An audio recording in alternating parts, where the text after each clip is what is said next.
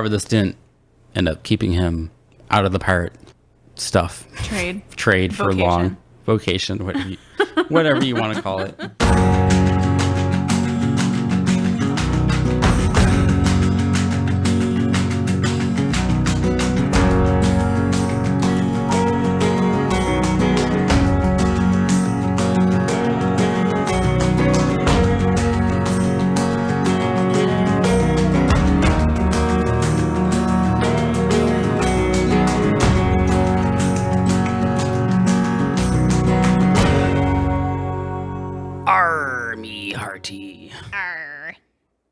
Avast ye who enter here.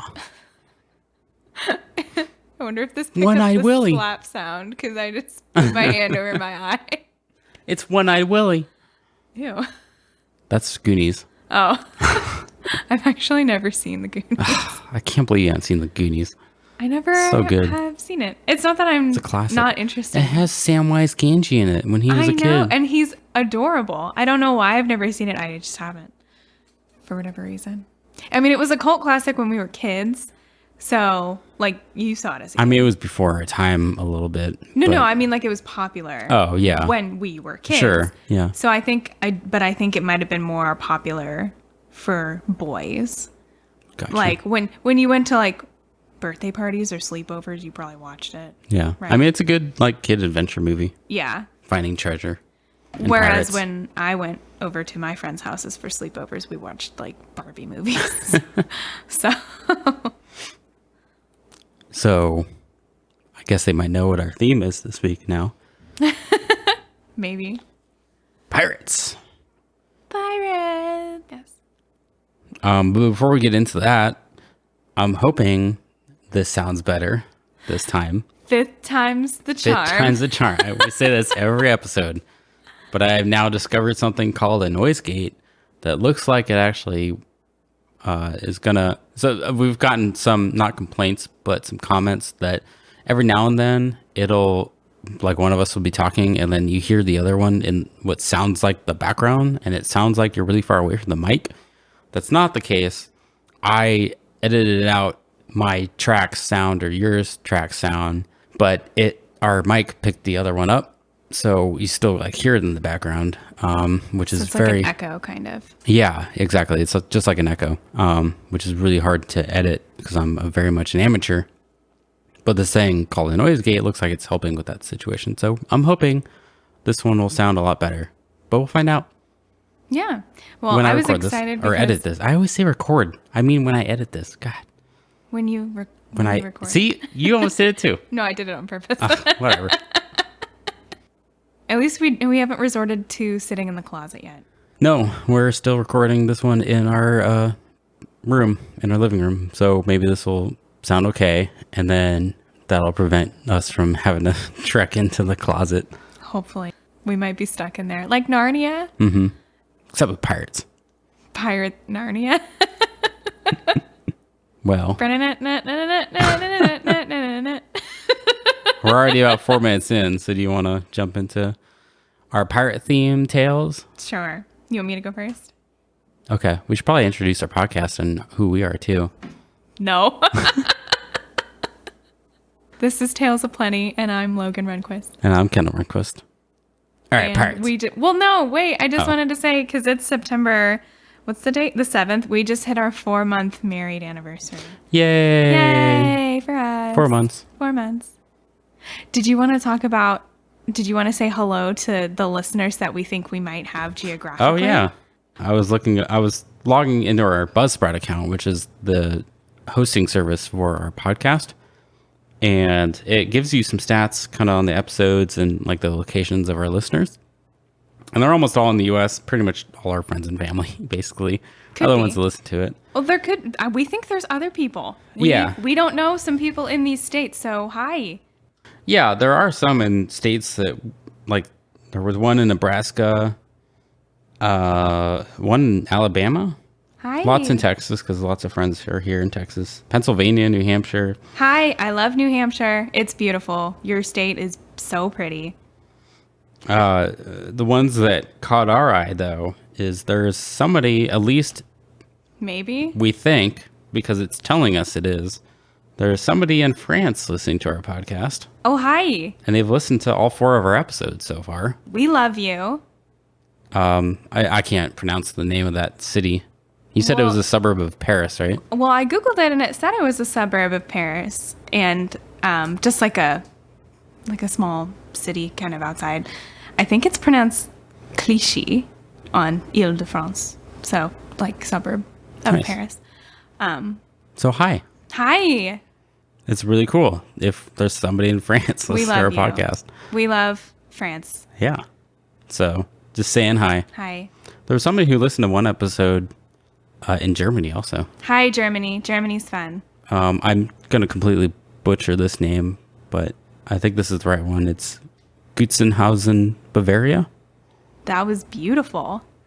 We're sorry if we mispronounce anything in regards to I'm both of those almost countries. certain I completely said that the wrong way. Me too. Also, my French is really rusty. I took it in college and high school, which were many years ago now. But My yeah. birthday is tomorrow, so it was definitely a long time ago now. But if we do have international listeners, that's super exciting. And hi. Hi, we love you. We're nerds from Texas. All right. Let's get into our pirate-themed tales. Arr!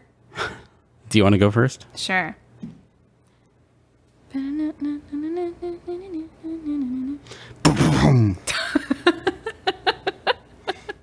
You probably just like blew out the speaker. I was kind of far away from the mic. We'll see. Okay. So I really wanted to talk about, well, first of all, I just love pirates to begin with. The real ones, the Hollywood ones, any kind of pirates are really interesting. We just recently watched, of course, Disney's Pirates of the Caribbean. We watched the first 2. We didn't see the last one, although I do enjoy the last one. There's 4, technically. We don't talk about that 4th one. Nobody freaking talks about that 4th one, okay? That one sucked. Let me just... I mean, you can laying fight it down. me if you want, but none of the original cast except for Johnny Depp was in that one. They made a very brief cameo, but like their story was over. Right. Okay. Keira Knightley and Orlando Bloom. Yeah, like at the end of it, I think Which they was- just like randomly show up. Yeah, they're just like, oh, hi. It was like, I'm back. Stupid. Penelope Cruz was in it. Not that I don't love Penelope Cruz. I do. I just felt that it was incredibly random to not have the main 2 character draws from the other 3 movies. Like, they're just like, bye. It's like their kids, right? Or Something like about, that. yeah, it was about like their kids. I don't know. It's been a while. I Yeah. can't remember. It was dumb. That's well, it's also, one, it's been a while, and 2, the movie was just dumb. So your brain just forgot. But all of that being said, I wanted to talk to you about Davy Jones. Ooh. My sources are thevintagenews.com and famouspirates.com. So long before the Disney reincarnation of Davy Jones, Davy Jones actually has a lot of traditional lore attached to it. So I really wanted to kind of dive into that. Because Okay. I didn't know if this was a real person or not. So apparently, as traditional lore has it, just Davy Jones's locker, the phrase, is used as a euphemism for drowned sailors or shipwrecks. It's not actually a thing. It's just a euphemism. Right. Whenever a sailor drowned at sea or sank to the murky depths, he was said to have been sent to Davy Jones' locker. Davy Jones locker. Davy Jones. That was a really poor imitation of That sounded a lot Calypso. like what's her face? Was that Calypso, Calypso? Yeah. yeah. Nah, she Poor sounded pretty imitation. good to me. She's got a West Indies Jamaican kind Yeah, of it's a weird accent. mix. It's very difficult to replicate. But so Davy Jones was, for many sailors, their worst nightmare. Just kind of as like a bedtime story. Right. As the captain tucked them into bed, he told them tales of Davy Jones. Arr, good night, me matey. You have your blankie, matey. Captain, tell me the story about Davy Jones. Sorry, that got weird. It's just funny because the iteration of the spelling, too. Davy looks much more adult than Davie. Davie looks very... Davy, come here. Davy! Yeah, like, come here. Take that out of your mouth, Davy. Don't eat paste. But one of the earliest mentionings of Davy Jones with the IE spelling comes from the book's 4-Year Voyages of Captain George Roberts by Daniel Defoe in 1726, and The Adventures of Peregrine Pickle by Tobias Smollett in 1751, which Peregrine Pickle is a fantastic name, by the way. So is the name Tobias. That is a good one. Am I right? But both of those books describe Davy Jones as the deity of death and the final resting place of dead sailors. Quote, the same Davy Jones, according to sailors, is the fiend that presides over all the evil spirits of the deep, and is often seen in various shapes, perching among the rigging on the eve of hurricanes, shipwrecks, and other disasters to which seafaring life is exposed, warning the devoted wretch of death and woe, end quote. That was from Tobias Smollett's The Adventures of Peregrine Pickle. So that was in the 1700s. Mm-hmm. So it was said that throughout the years, many other theories about Davy Jones's origins came to light. Some of the most popular being that a man named Davy Jones was a British pub owner who put his drunk customers into his ale locker and dumped them onto any passing ship. That's a great story. I like that one. So that's one. Another, that Davy Jones was originally Duffer Jones. He was a notoriously nearsighted sailor whose condition often led him to fall off the ship repeatedly. Where'd the captain go? There he is. Again. Damn it, Duffer. Fell off again. There are also several theories that Davy Jones's name came by altering the names of older saints or spirits. The Welsh Saint David, who protected sailors in times of mortal danger, the West Indian malevolent ghost Duppy, or the evil angel of the sailors called Jonah, which could have been pulled from Jonah and the Whale from the book of Jonah. Oh, yeah, in the Bible. okay, right. So there's a couple of ways that people think that maybe just over the years the name was spliced together, just to kind of create something like the Right. Boogeyman or a what have you. Yeah, it's creating their own pirate lore. Right. But there's also others trace the origins of Davy Jones to supposedly a real pirate who thrived on the Indian Ocean throughout the 1630s. Although I couldn't find a specific name, like if that Duffer Jones, if he was around in the 1600s or whatever, what have you. He's not one of the more famous pirates in history, whoever this man was in the 1630s they're referring to.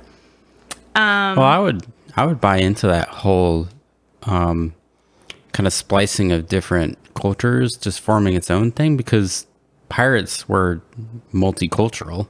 Yeah. Like there was pirates from all different places. You know, they weren't just England, they were Spanish and I think like Portuguese and a bunch of other ones and stuff. Oh yeah, So- any country that had a port pretty much had rogue privateers. That's Right. kind of how pirates came about, was they were rogue privateers who used to work for the crown and then kind of was just like, never mind. Yeah, I just I'm want to gonna go do my get own my thing. own gold kind of thing, Yeah. and would just go pillage random ports. So any country that had a port city could Yeah. have been. So I could see that just being an amalgamation of lots of different cultures combining into their own lore into Davy Jones. That's interesting. And who knows, like, what kind of names people came up with when they went into go trade into trading posts. You know, like we're always saying like Jimmy Bob, Joey John Bob, making up names, but who knows what kind of names they were just throwing around. So it's possible that they could have just come up with one like that. But with such vivid illustrations of Davy Jones in history, it's not surprising that his figure continually reappears in pop culture or literature. Before Pirates of the Caribbean from Disney, Jones gets a mention in Herman Melville's 1851 classic Moby Dick, as well as in Good book. Edgar Allan Poe's. You did read that book in school, didn't you? You Yeah. liked it. It was good. It was much more helpful that we read it in school and the teacher was able to provide lots of context. Otherwise, I don't think I would have been able to read the book. 'Cause it's a difficult read. I couldn't get into it. Yeah. It's not an easy read, definitely. It was a tad boring for me. As well as Edgar Allan Poe's King Pest of 1835. There was also a play by J.M. Barrie and novel called Peter and Wendy, which I'm slightly wondering if that's where Peter Pan came from, that original book too. But we're not talking about Disney stuff this week necessarily. It's fun to chase down other examples where Jones appears in pop culture, to find him in the English translations of the Adventures of Tintin. So hi, our French friends. I know Tintin is a popular comic book and character in France. So there is an English translation here. I don't know how popular it is with kids anymore. Tintin is huge in Europe, but I don't know about here anymore. But there's Davy Jones there. And also SpongeBob.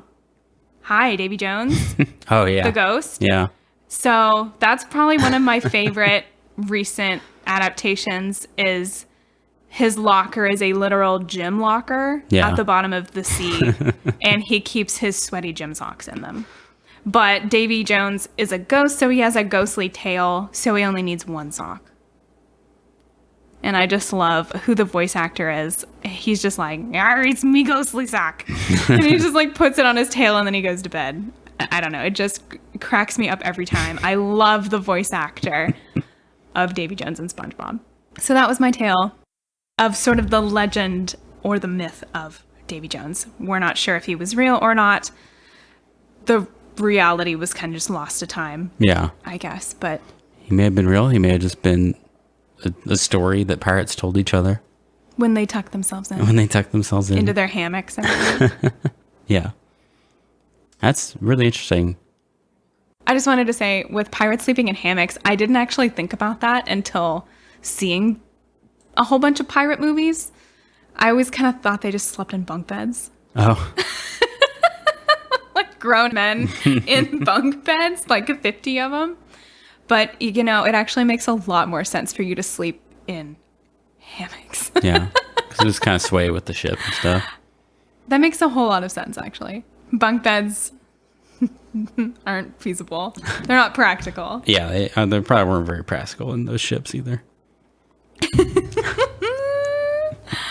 Oh, all right. funny. So my first pirate is Calico Jack.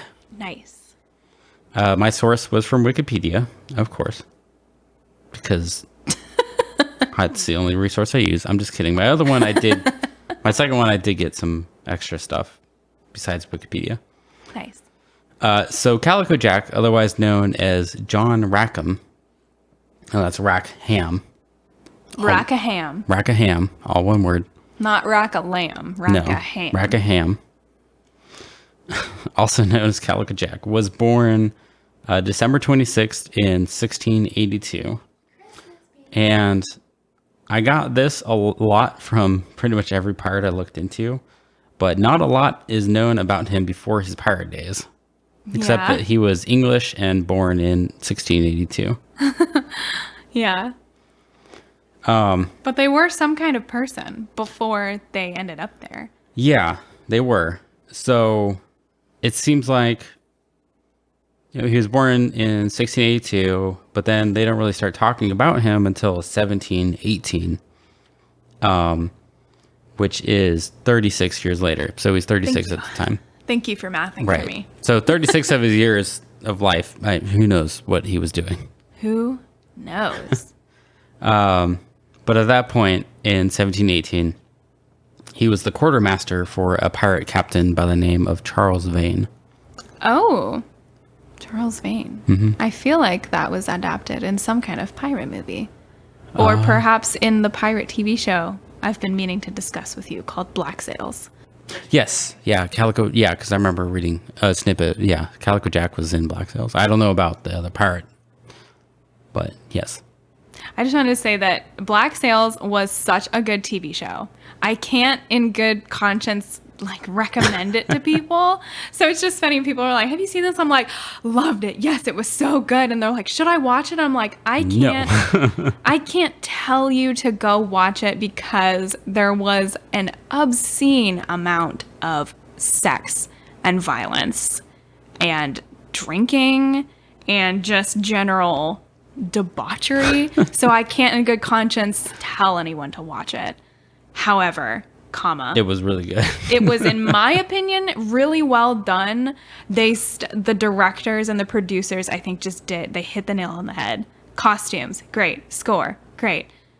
I am trying to get into motion design, so watching those opening credits, beautifully done.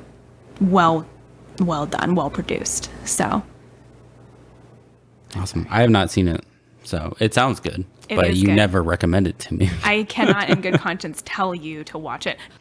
Oh, cool. Well, I might still watch it still. But getting back to Calico Jack. So like I said, he was the quartermaster for the pirate captain Charles Vane. And at one point in 1718, Charles Vane was robbing several ships outside of New York City. Just a casual Tuesday. Yeah, just on a Tuesday afternoon. It was really nice outside. Just robbing. They ended up encountering a French man of war that was twice the size of the brigantine that they were currently in. Vane decided to run away from the man of war instead of trying to fight it because as he claimed, he was just being cautious and didn't want to take the risk. Mm-hmm. But this didn't go over very well with his crew, and they felt that they should stay and fight. But the captain, Charles Vane, said that his word is final, so they left. And shortly after that, his crew ended up taking a vote. Oh, I skipped ahead. So the first person to kind of speak up against the captain was Jack Rackham. And later, after they had escaped, they called a vote and decided to remove Vane from the captaincy and put Calico Jack in charge. Ooh, are they mutinying? Sort of, but it didn't really sound like they were fighting a mutiny. They just almost all agreed that he was a coward and he should no longer be captain. So you suck. Bye. So they gave Vane and his supporters a ship and supplies and kicked them off the main flagship, put them on a different ship and said, peace. See you later. Which then made Jack Rackham, or Calico Jack, the new captain. And that was in 1718. His career was primarily focused around capturing small ships close to the shore. So at one point in December, he captured a ship called the Kingston, which was a merchant ship. And when he did this, he was actually seen doing it because it was close to shore. Mm-hmm. And all the wealthy merchants that were in that port ended up hiring bounty hunters to go after him. Ooh. So they eventually tracked him down into a port by the name of Isla de los Pinos. Oh. And at the time that the bounty hunters caught up to them, him and Calico Jack and his crew were actually on shore, and they ended up hiding in the woods to escape capture. So the bounty hunters never found them, but they did take back the Kingston ship and take it back. So they ended up losing all of their stuff that they had just gained from that ship. Their booty. Yeah, and they were basically stranded. So what they did was they stole a small sloop and started to refit it in that port. What's a sloop? A sloop, it's a type of ship. I can show you pictures later. Thank you. So they were in the process of trying to refit that sloop that they had captured while in port when a Spanish warship charged into the harbor with an English sloop in tow because they saw the pirates and wanted to attack them, but they couldn't at the time because of the low tide. So they decided to wait until morning when they could get closer and then attack. However, that night, Jack and his crew got onto some small boats and paddled their ways over to the English sloop. Mm-hmm. They overcame the Spanish guards protecting that sloop and captured it and moved all of her gear and equipment onto that English sloop. So come morning, the Spanish ship got closer and started opening fire on Jack's previously owned sloop, which was now completely empty. Right. And as they were opening fire, they took the English sloop and quietly just kind of drifted off. How funny. You guys have fun. We're going to go over here. Yeah. So yeah, he kind of snuck right around the Spanish people and took one of their ships and left. That's really funny. So after that, they ended up sailing into Nassau to take advantage of Nassau, Bahamas? Nassau? Is that how you say it? I think. If we're in the right Nassau. Well, I pronounce it Nassau. Oh, okay. But we're from Texas over here, so Nassau. we might be saying it wrong. Nassau. At the time, there was a general amnesty or pardon going on for pirates. So he came in there, basically had told the people that were giving out the pardons that the previous captain, Charles Vane, forced them into piracy and basically tried to say that they had no other choice. So the governor agreed, gave them pardons, and they left. However, this didn't end up keeping him out of the pirate stuff. Trade for long. Vocation, whatever you want to call it. Job, career. He just had to, try to keep moving up in his career path. Keep climbing the corporate ladders. Yeah. So after a while that he was in port, he started to have an affair with a woman by the name of Anne Bonny. And her husband found out and ordered her whipped on charges of adultery. Back in the day. Ouch. When you can do that kind of stuff. Ouch. Jack offered to buy Anne in a divorce of purchase, but her husband refused. Sure. Because, women were property back then. Yeah. He was doing it out of love because he did love Anne, apparently. But he said no. So Anne and Jack ended up fleeing with a new crew, stealing a sloop in the process. And one of their crew was actually also a woman by the name of Mary Reed, who disguised herself in men's clothing to try to not be discovered. So they ended up sailing the Caribbean for about 2 months, taking over some other pirate ships. And during that time, they even, after they would capture a pirate ship, they even offered the pirates to join their crew if they wanted. Join my crew. Which at one point, a warrant was made deeming Calico Jack a pirate. And that allowed all these pirate hunters and bounty hunters to go out and find him and capture him. So he and his crew were eventually captured in Dry Harbor Bay in Jamaica. And he was taken back, him and his crew were all taken back to Port Royal. Port Royal, Governor Smith? Governor Swan. Governor Swan. Yeah. Smith. On November 18th, 1720, he was executed in Port Royal. Oops. His body was then put on display as a warning to other pirates. Gruesome. So what they show in Pirates of the Caribbean, that actually that kind of stuff did happen with pirates sometimes. Pirates abandon all hope. I didn't write this down, but I do remember the two women, Anne and Mary, both claimed that they were pregnant at the time that they were captured. Oh, so yeah. they were given not really pardons, but they were they got stay of executions. So they were thrown into jail, which it sounds like Mary died shortly after that, from what seems like it might have been fever from childbirth. So it sounds like that actually might have been true. And there were apparently no records of whether Anne died in prison or was released. So I don't know whatever happened to her. That's interesting. There was no information, it looks like. But yeah, so that is the story of Calico Jack. That's really interesting. I feel like I learned about Calico Jack in school, and I feel like he was called that because of the specific sails that he used on his ships. I forgot to mention that. I think it was actually the type of clothing that he wore. It was like calico. Okay, you might have to look this up, but I feel like I learned it because he either repurposed the sails into his clothing or something else. But yeah, I just wanted to know the significance of his name. So right here on the thing, it says that his nickname was derived from the calico clothing that he wore, while Jack is a nickname for John. He did have an iconic Jolly Rogers flag, though, as well. Was he the first one to use? No, so this from thewayofthepirates.com Thank you.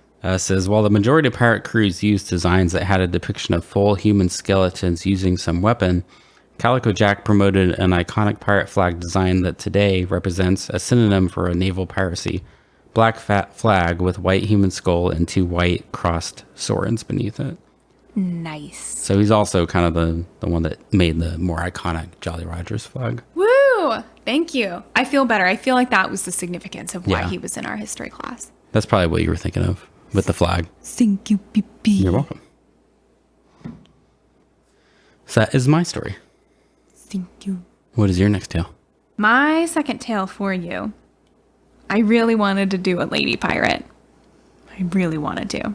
And so I found one. Okay. Her name is Rachel Wall.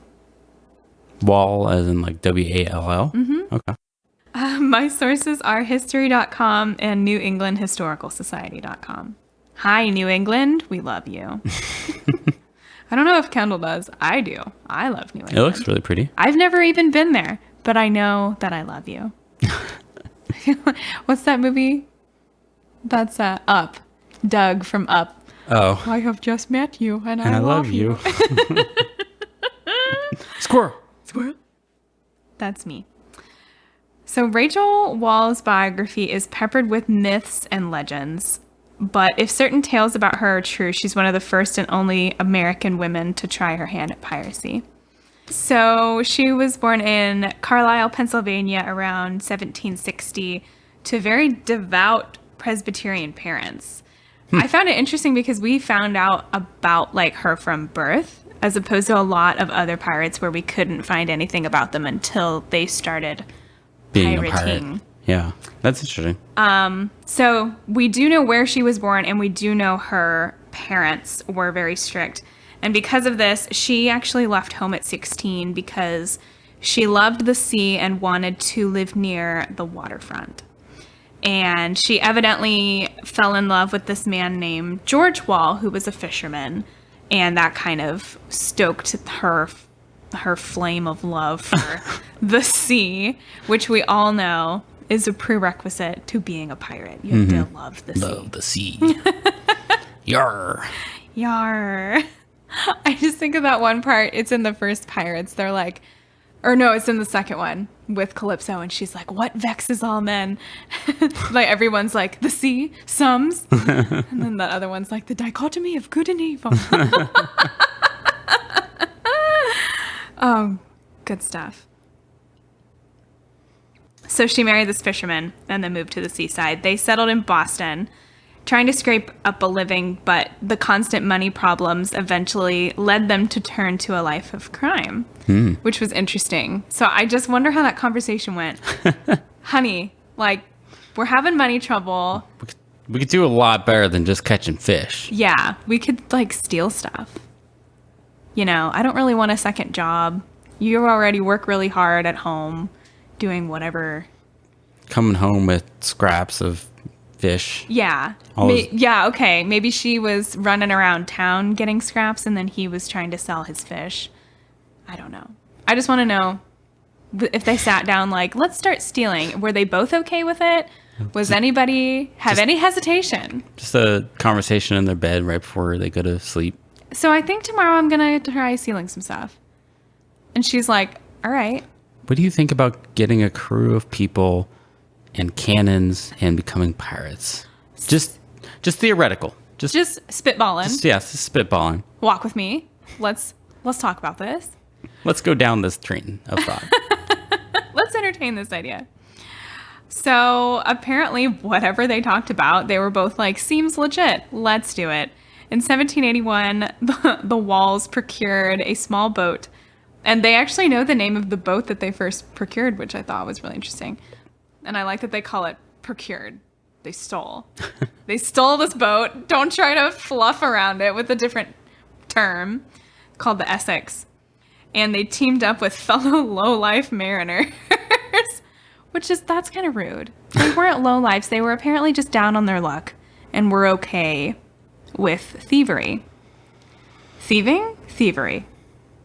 Yes. Thieving. Thieving. Thieving. Thieving? It sounds like my tongue is stuck to the roof of my mouth. Thievering? Help me. And so they began preying on ships off the coast of New England. So this is so interesting. This is very nefarious. Whenever a storm passed through the region, the buccaneers would dress their boat up to make it look like it had been ravaged by the sea. The attractive Rachel, apparently she was hot. Apparently. I couldn't find any, pictures. You're right. But she would stand on the deck and plead for aid from the passing ships. Oh, good sir, my boat. Can you help me? And when the unsuspecting rescuers came near, they were boarded, robbed, and murdered. Nice. Doesn't say who ruthless. did what. So I don't know if she did the murdering or just the robbing, or if the other lowlives did the murdering. It didn't specify who necessarily. But she was apparently so good at being a damsel in distress that their crew robbed 12 ships of more than $12,000 in cash. Wow. And plunder. So just gold, jewels, whatever. And they had also killed 24 sailors. Jeez. They were effective. Yes. So what do you call that when you... And what year was that? When they were pillaging? Yeah. 1781. 1781? Hustle. So they were really good at hustling people. That was the term I was looking for. Gotcha. So $12,000 in 1780 is worth $226,949 today. Oh my gosh.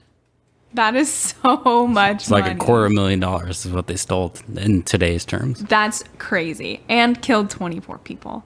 Yeah. Let's not forget. Which 24 is still 24 murders in today's calculations. Thank you. I figured that. So Rachel's siren song, which I loved that wording. Thank you. NewEnglandHistoricalSociety.com. Who said that? Because it's so true. I mean, the sirens were luring sailors to their deaths, so that was a very appropriate word choice. So she may have lured as many as a dozen ships to their doom, but her luck ran out in 1782 when a real storm destroyed her boat and killed George. He drowned, but she was effectively rescued, probably by one of those boats that she would have been plundering. But she was like, actually, I need help this time. I actually need help. My husband is dead, and yeah.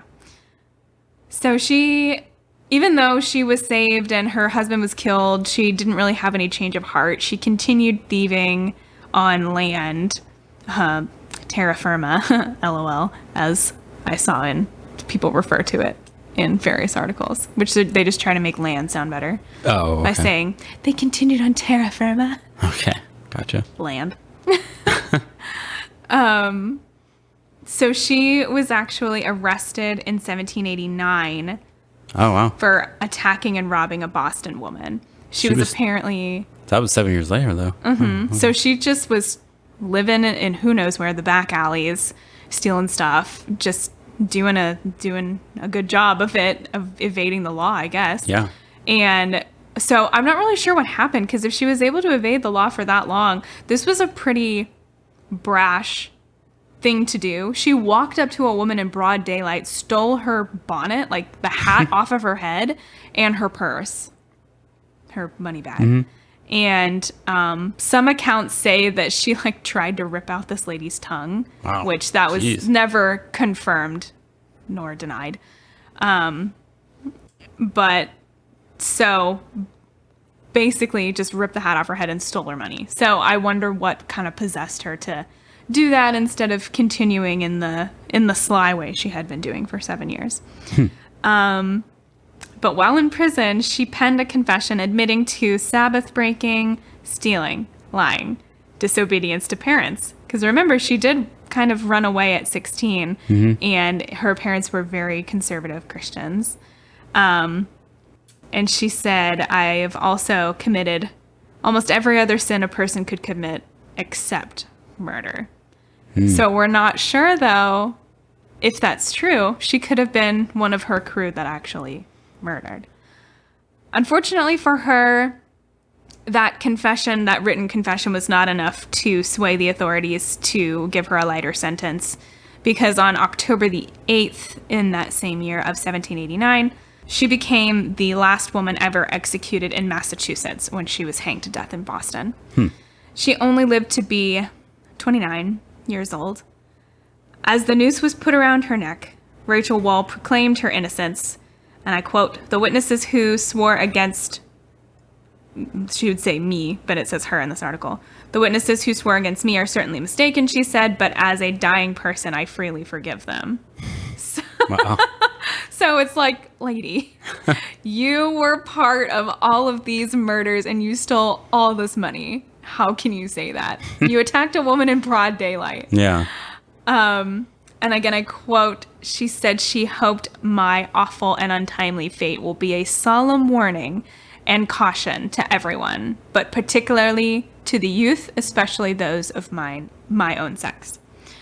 So that was her, what you call like not a deathbed confession, because she was about to be hanged, but like a hangman's confession, basically. And they have an illustration that I'll post in the Facebook or the Instagram. Well, both. Hi, we're on Instagram and Facebook. In our show pictures of like a drawing that someone did for their local newspaper of her, and it was 2 other men that were being hanged the same day. And so somebody drew like a little sketch of them being hanged that day. Wow, that's crazy. And that was in 1780s. Okay. Yeah. Interesting. Which was like, well, kind of after like, I think what was considered the golden age of piracy, which was exactly around like the more early 1700s. And this was here in America. So I thought that was, maybe that's why we have because it's a little more recent and a little more closer to home, maybe that's why we have a little more information about her. Yeah. Yeah, that personal makes sense. life. Potentially. That was a good story, though. Yeah, I found that to be interesting.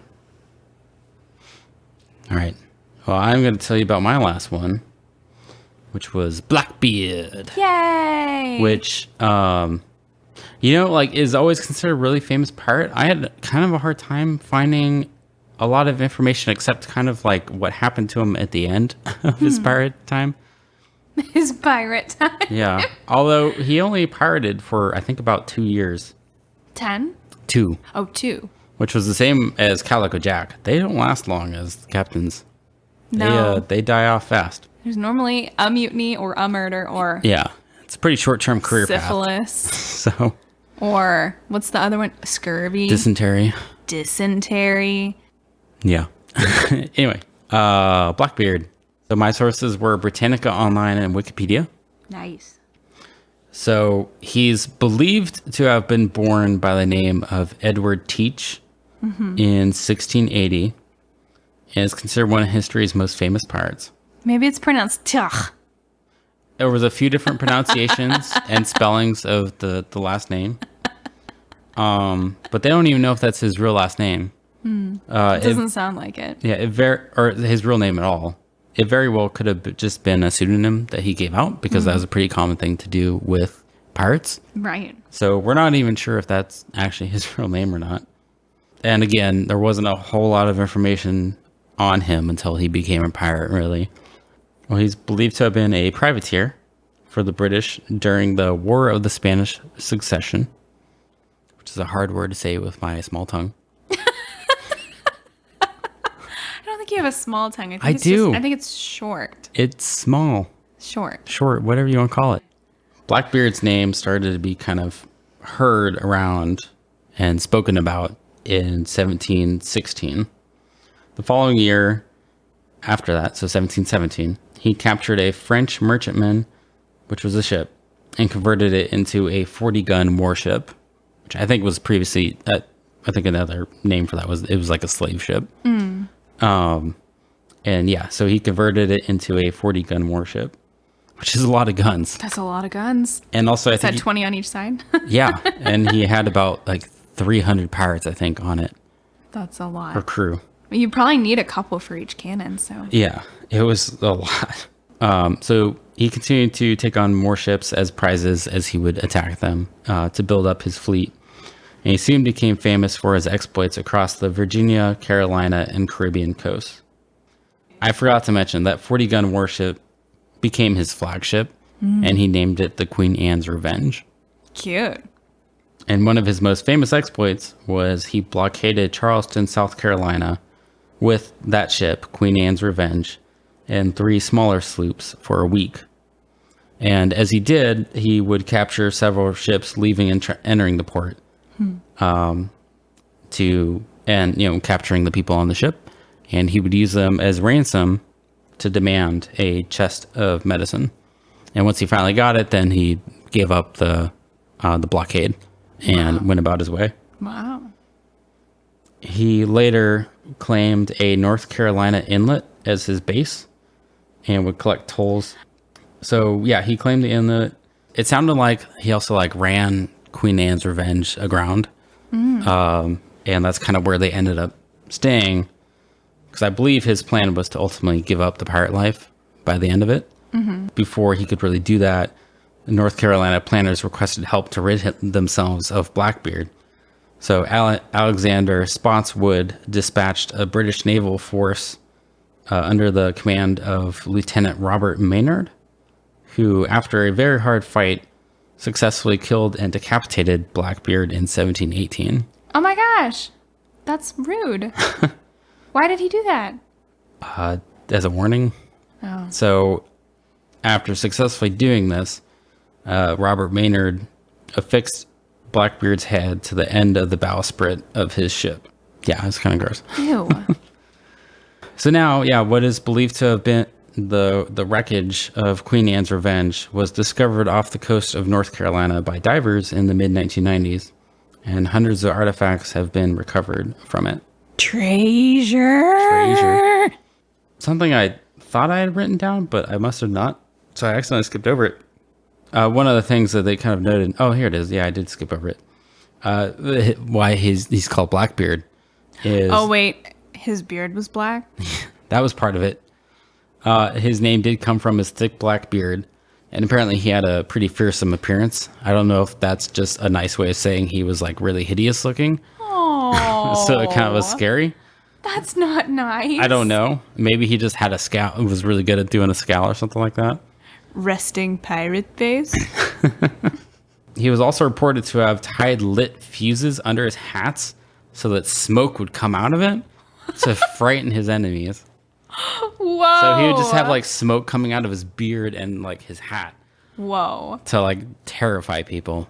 They're probably like, bro, you need to calm down. Yeah. There's smoke coming out of your ears. So he would do that, yeah, to intimidate. And yeah. Was he bald from doing that? One would think you'd lose your hair. I don't know. After. Maybe. That one time it caught fire and now he's bald. Whoops.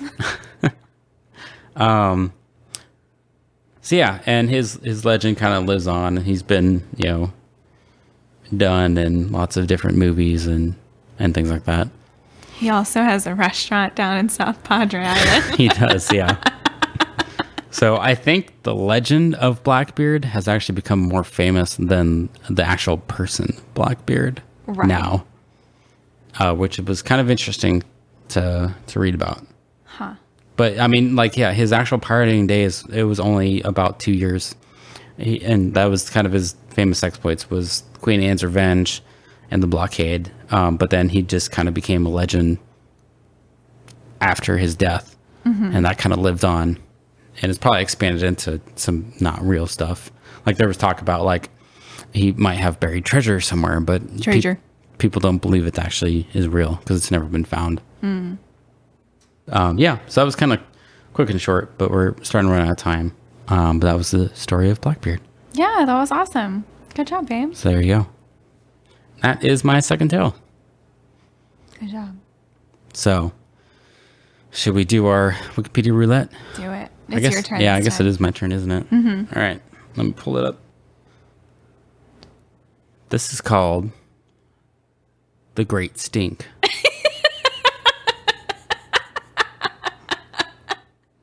You mean you? Yes.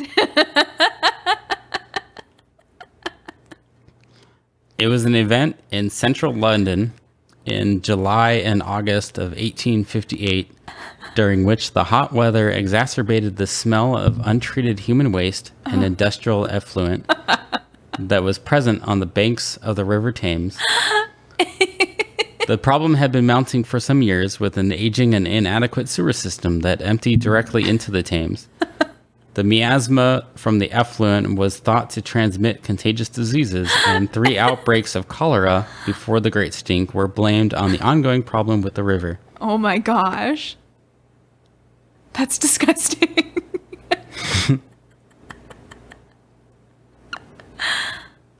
There's a picture of the silent highwayman, which is death rowing the Thames, claiming the lives of victims who have not paid to have the river cleaned up. Ew. Sounds like a really nice political cartoon. I just love that they called it The Great Stink. The Great Stink. Those Brits really know how to make their history sound much better. Because in reality, that was disgusting. That's hilarious. It was called just such a lovely name. Just The such Great a nice, Stink. The Great Stink. Do y'all remember The Great Stink? It was a wee That's bit not at all stinky. British. I threw in a very Texas word in there. That's okay. Do y'all remember The Great Stink? It was a wee bit stinky. Oh, boy. Ew. Yeah, so this has been our podcast, Tales of Plenty. Be sure to, give us a subscribe to our podcast wherever we are. We're in tons of places now. We're in pretty much all of them. Yeah. Stitcher. We're just waiting Apple, on like Google, Pandora, I think. Pandora soon. Yeah. But all of them we're pretty much in, so be sure to subscribe to it, listen to our episodes. We do this every other Tuesday. Definitely leave reviews, like us on Instagram and Facebook. And comment. We'll be reposting another call for entries, but comment on our stuff. And if you have any stories that would go with one of our themes, email us. Tales of Plenty at Outlook. And be sure to share us with any friends and family that you think might like us. It'll definitely help us, grow this podcast. Yeah. So if y'all like our thing, definitely, help us out and like our stuff, share it with friends and family. That's the best way that we can get word out. Yeah. We're just 2 random people in Texas just trying this out. Yeah. Newly married, trying to do something fun together. Yeah. So doing any of that stuff will definitely help us out and let us know if we're doing stuff that y'all like. So thanks for listening. Thanks for listening, everybody. I am currently still, I am always Kendall Runquist. You're never going to be able to I am never going to get that right. I am Kendall Runquist. I'm still Logan Runquist. This has been Tales of Plenty. Thanks, everyone. Bye.